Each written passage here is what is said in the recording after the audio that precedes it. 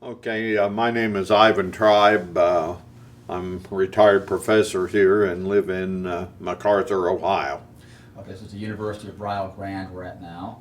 Uh, let's begin by asking you what kind of memories you have of the Silver Bridge collapse. At the time of the Silver Bridge collapse, I was living in Albany, Ohio. I had been married about a year and was teaching at Eastern High School up in Meigs County, up on Route 7. And then a little later, I taught at Southern High School, which was also in Meigs County down on the river.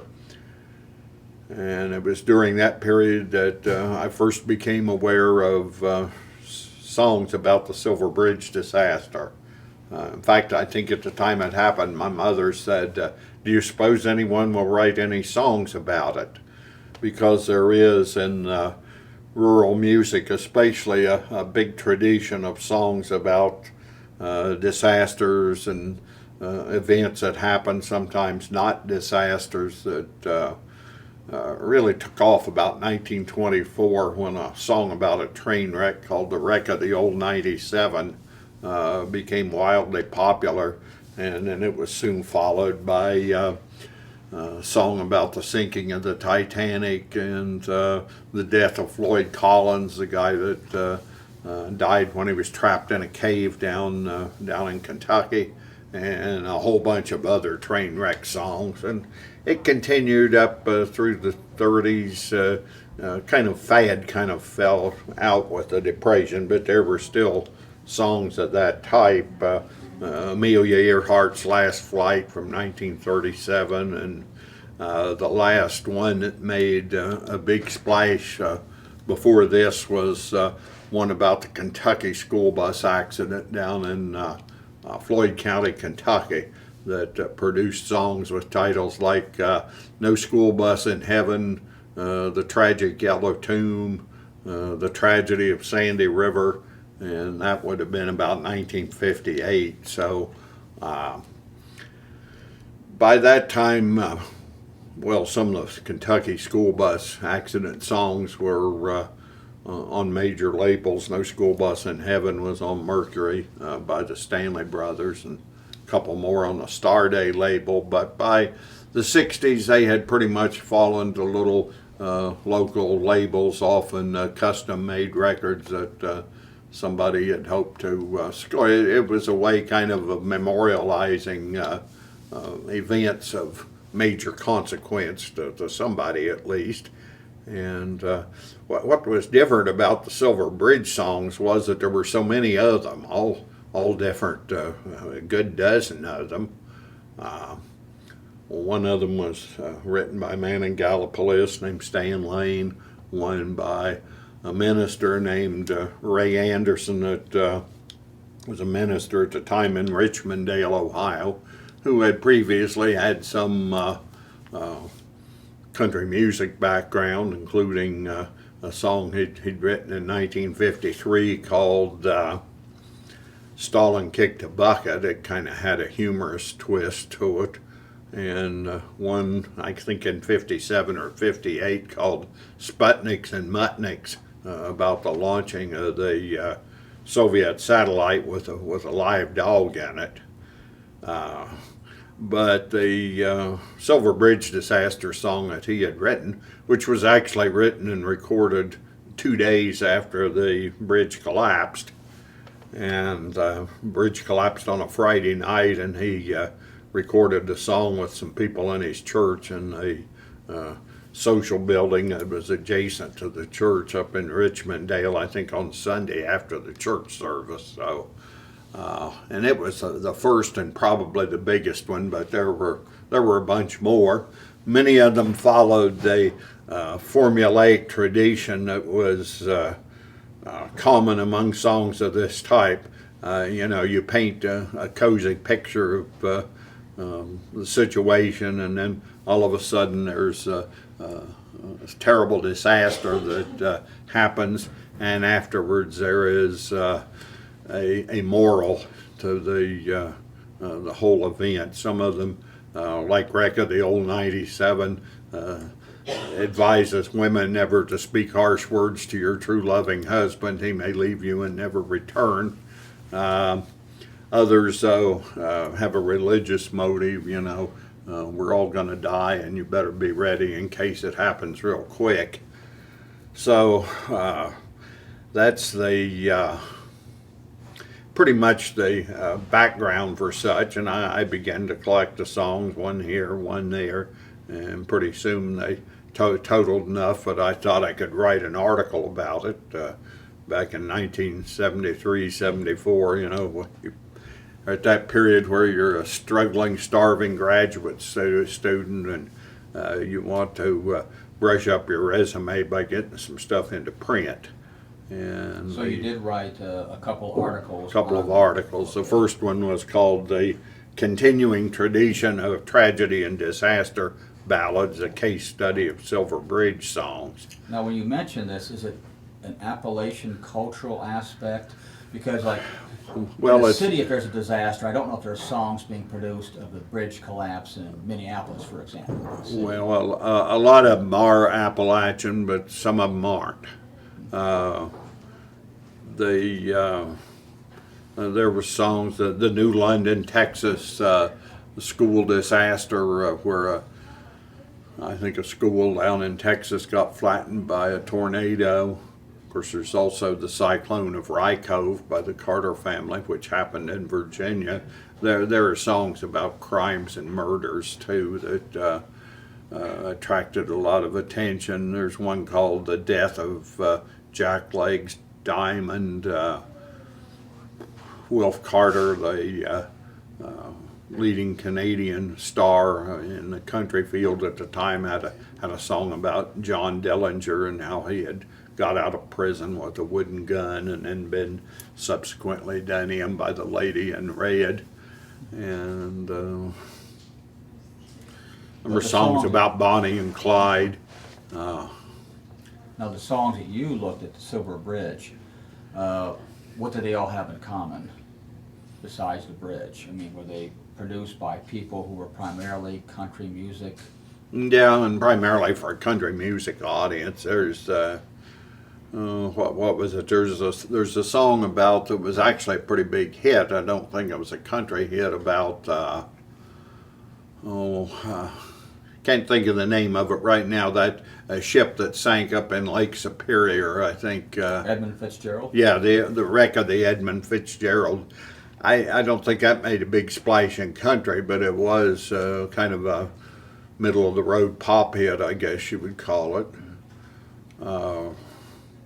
When first invasion of Kuwait in 1979, I guess it was. No, 1989, 90. Hank Williams Jr. had a song called "Don't Give Us a Reason," which was kind of a cross, I guess, between a sudden, unexpected, tragic event and kind of a patriotic angle to it as well, which actually was on MGM Records, so it did make something. Well, it was on some record label. I think he'd left MGM by that time, but called "Don't Give Us a Reason." And there were some songs about 9/11 too that were hits in the country field, not especially Appalachian as well as I can remember. I can't really recall where all of the people were from. I think some of them might have been from East Tennessee, but you know, the Nashville sound stuff is pretty much universal, I guess, within the field anymore. And it usually doesn't deal with such material, but occasionally it does. Well, how popular were these songs on the Silver Bridge? Well, they probably weren't too popular. The Ray Anderson one, recorded up in Richmond Dale, I think came out first. And I think Ray told me that there were maybe 10 to 15,000 copies sold, first on a single, and then they had an LP, which was mostly gospel, except for the Silver Bridge song, and there was also there's a reduced copy of the LP cover and the back as well. So you may want to flip it over. Okay. Oh, just so it has copies of the Newspaper articles. newspaper articles. There's a second Silver Bridge song on that album too called Why Did It Happen, which borrows the tune of The Death of Hank Williams. It was a 1953 hit for a guy named Jack Cardwell. And then his Silver Bridge song is basically a parody of the sinking of the Titanic. Is that a common ploy? You recycle Yeah. the tunes, or you just change the lyrics? Is that the- Somebody said, why should, well, when the Star Spangled Banner, the tune of it borrowed from some English drinking song, I think. Or somebody once said, why should the devil have all the good tunes? You know, you can adapt them to other things. The one that fits the formula best, I think, was called The Fate of the Silver Bridge, which had simple guitar accompaniment and was done very much in the tradition of an old ballad called The Fate of the Silver Bridge by a guy named, I think it's Cecil Pigott, Pigott, who I never found out anything about, but it's a parody of the old cowboy ballad Little Joe the Wrangler. Now, you wrote a couple articles. The one article, can you tell us about the two articles you wrote?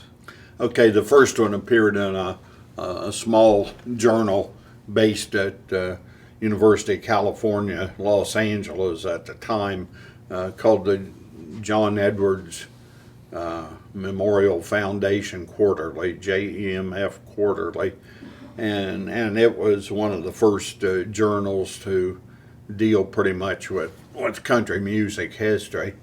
And Norm Cohen, that subsequently wrote the definitive book on railroad songs, wrecks and otherwise, was editor of that. And Archie Green, well-known folklorist in the field, was also closely connected with it. And I can't remember whether I had met Archie then or later. I think I met him after that came out, but he was familiar with it, and I subsequently wrote more articles for them, the first one being called The Hillbilly versus the City, which dealt with images of cities and country songs. The second one was, which is the one I think that Amy downloaded someplace, was just simply called Songs of the Silver Bridge, and didn't have all the academic background stuff in it. It just cut to the chase, and it was from the journal called Golden Seal, West Virginia Traditional Life, and it came out in 1979. And it included some songs that hadn't been in the first one, but it omitted all the historical background of how tragedy ballads persisted through the years. And I think there were three songs in it that hadn't been in the original article. And here of late, there's another one that has surfaced on the internet, which I don't have copied off like I do the others. I put these all on a CD from the 45s that I've got here. Okay, But quite a few records on the Silver Bridge we see here. yeah, there's I think 7 there. There's 2 more on this that I previously had them on tape, but Jake Vapps downloaded those off the more songs on the Silver internet Bridge, for me. okay. And there was the third one that for some reason or another he couldn't copy, and that was from somebody that the band sounded like it was a rockabilly band, but it was pretty straight country by somebody up in the vicinity of And those are the 45s. Akron or Canton up there someplace. No, these are the 45s.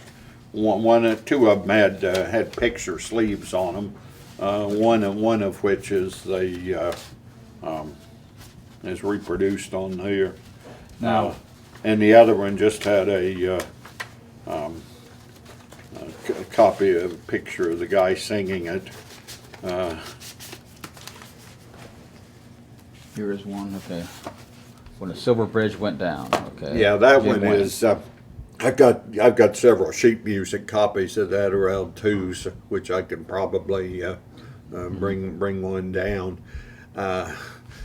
The song turns out to be. I thought, you know, the lady in Logan that I talked to who had written the song was named Opal Skaggs. And she was so proud that her song got recorded, but it never went anywhere. And I suspect, well, probably wouldn't have went anywhere anyway. But it has this loud, bouncy saxophone in it, played by Boots Randolph, according to what she said, and it just doesn't fit the mood of a tragedy song at all. You know, a normal approach to a tragedy ballad would be, you know, a plain, simple approach, and maybe a guitar accompaniment or something, or a fiddle player singing and doing it in the old time style, where you'd put your fiddle down here on your chest instead of up under your chin, so you could sing better. But that saxophone just don't fit at all. It's not part of the country genre, is it? Well, it was a country song, and it was done country, but Boots Randolph saxophone might work on what was the band group that he was part of, Danny Davis and the Nashville Brass or something like that. And it doesn't fit the somber mood that you need for a song like that. The Fate of the Silver Bridge could have, if it hadn't been based on something written in 1967, could have been played by some blind street musician beggar on the streets of London in the 1600s. You know, the simple guitar accompaniment and the formulaic pattern of the bright scene and the sudden tragedy and the moral ending is all in that one. The Ray Anderson one has the moral ending, but it doesn't have the bright, sunny picture that precedes it. Maybe because it happened in the middle of December. I don't know, but it just says, in the twinkling of an eye it had happened. The great Silver Bridge, you know, went down. The Fate of the Silver Bridge concentrates on Route 35 as kind of the background, where, you know, people, happy, joyful people, drive up and down and cross the bridge every day and everything. And then, of course, disaster happens, and you better be prepared to die, because you never knew how soon it's going to happen. There's one by the Barnett brothers on there, and it focused on the Ohio River that, you know, ran from Chester, Pennsylvania to Cairo, Illinois, and company that recorded it was in Cincinnati, but the guy that had the record company thought the Barnett brothers, who were the ones that sang the song, were from St. Louis and came up to Cincinnati for a while and never hit big there, and then went back to St. Louis, but they recorded that song while they were in Cincinnati. From your experiences, the high point, if you can call it that, of Silver Bridge music, was that from 68 to 74? Was anything made after 1974, 75?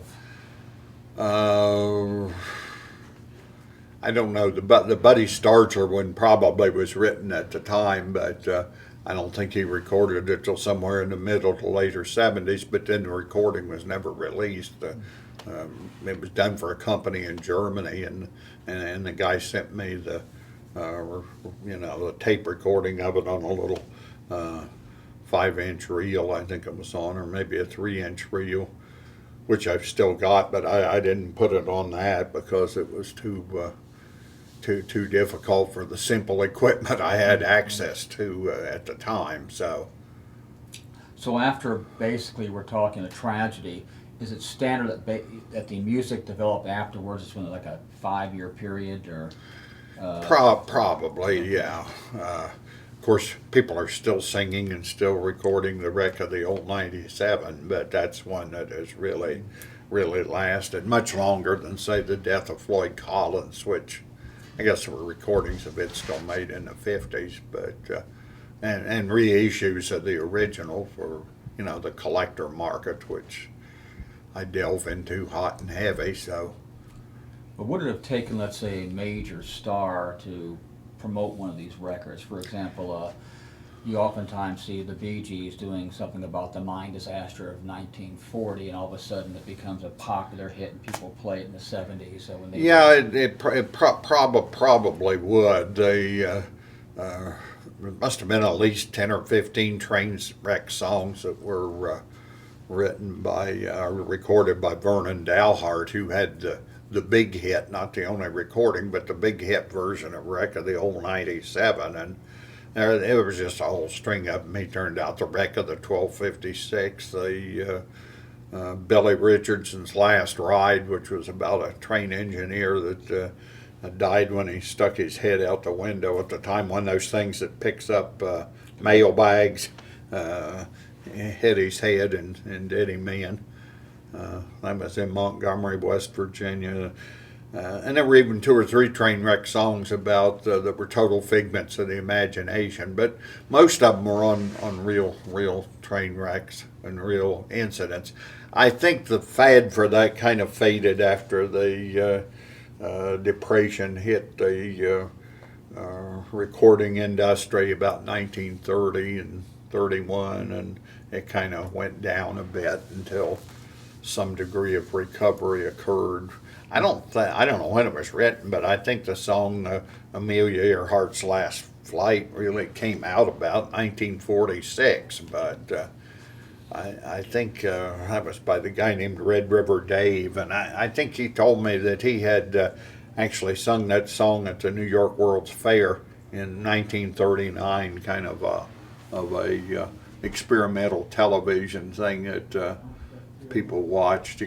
You could see him singing the song at one side of the stage, and then on the other side of the stage you could see the TV camera with it at the same time. And that was in 1939. Red River Dave specialized in those kinds of songs, I think, for the rest of his life, but most of them had a limited audience. He even had one about George Brett and the pine-tarred bat. And the other side was a song called, they must have read out of the newspaper, called the Clinging Lovers of Kenya, about how some fellow's wife was cheating on him, and he had the local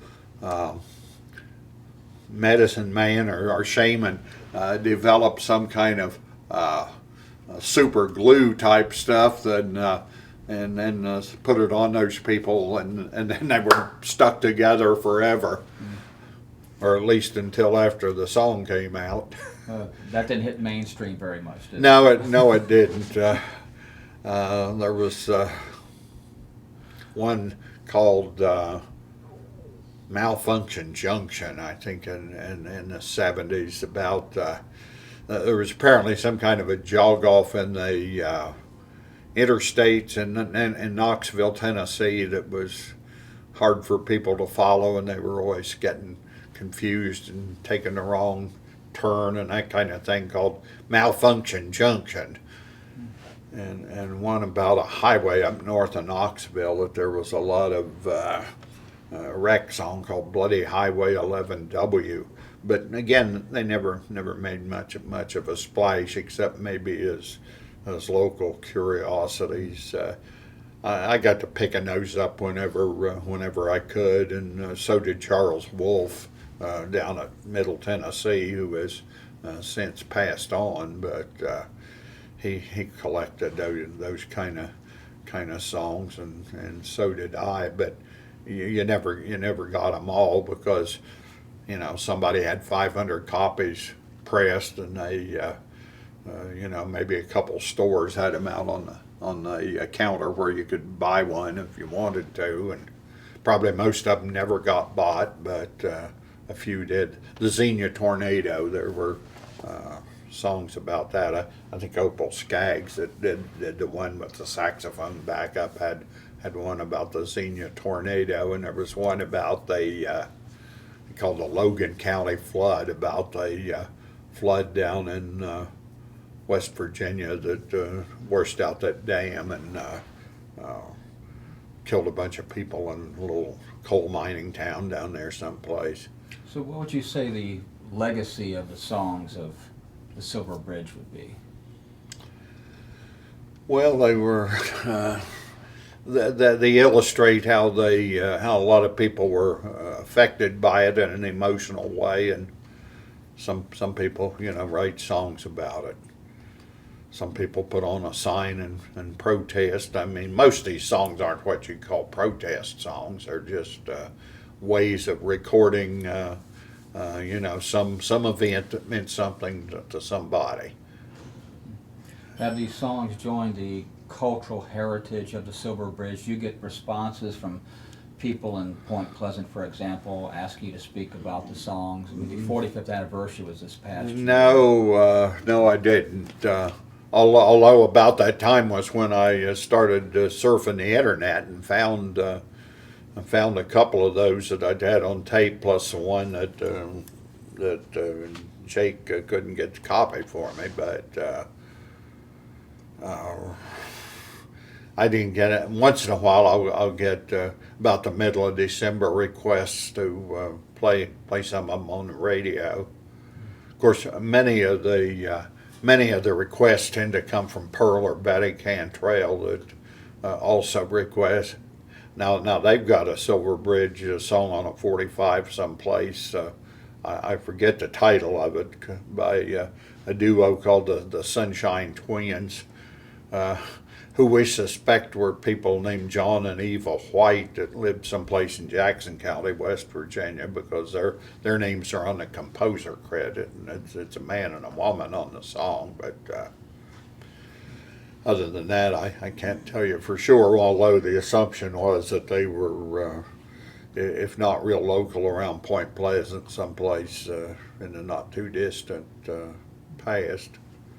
There's a couple students up at Ohio University had a good Silver Bridge song too, called "The Day When the Silver Bridge Went Down," which was actually a parody of a Charlie Poole song called "The Baltimore Fire," which was, I thought, a very good song too, although it never got recorded by anybody except me in my kitchen back in probably 1969 when I was gathering these songs, and hung a microphone down from the light switch, I think, over the kitchen table, and they sang around it. And somewhere along the line, I think I dropped something, and you can hear this thud in the background, but it doesn't detract from the song.